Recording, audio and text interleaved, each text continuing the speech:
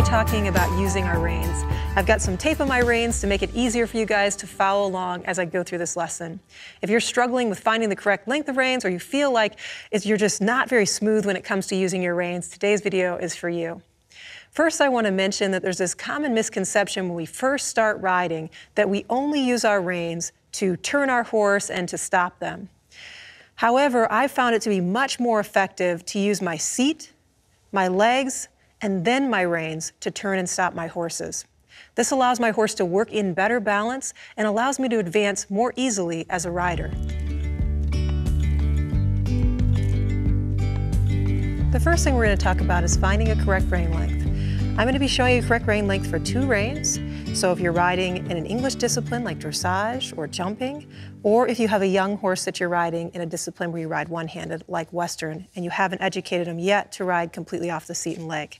So when I've got my reins here, correct rein length, I've got a direct line from my elbow straight down to my horse's bit. And I have a rein length that is short enough that if I squeeze the rein, I can feel the horse's bit. But if I relax my hand, I can have a nice, gentle, soft contact, so it's not pulling back. I'm always having forward-seeking hands. A rein length that would be too long would be one like this, where I have to pull my elbow past the seam of my shirt in order to make contact with the bit. And this could potentially cause me to hit my horse's mouth a little harder, so we don't want to have that length of rein where we're maybe bumping the horse's mouth. Rein length that would be too short would be if I have to have my elbows here straight in order to keep contact. So here my reins are too short, and I'm going to be a little out of balance with my elbows straight like this. So instead, I want to have those nice bent elbows, squeeze the rein, and I can feel the bit.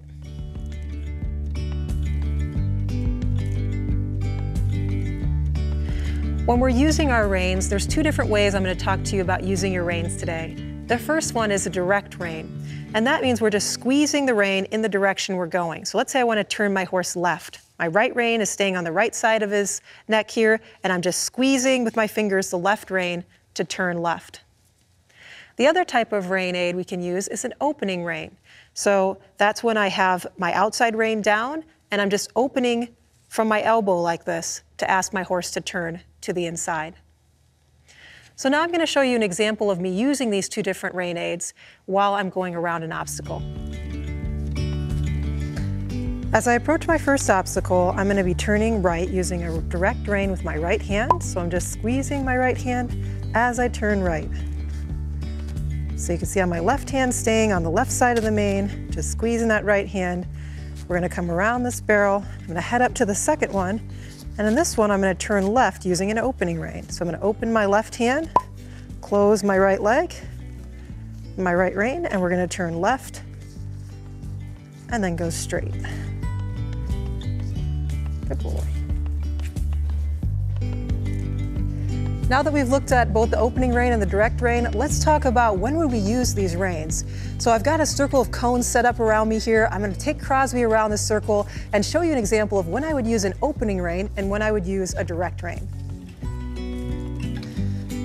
The first thing I'm thinking about as I go around my circle is my horse in between my channel here? So is he in between my legs and my reins and lined up with my belly button? So if he is in the channel and he's walking around nice and relaxed, then I'm just going to use a direct rein by just squeezing the inside rein and closing my outside leg to keep him on the circle here. So you can see how that's a pretty small movement. It doesn't really require much effort from me.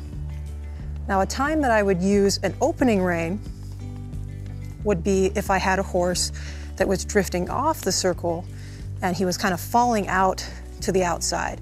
So let's say I'm walking my horse around here and he falls out to the left.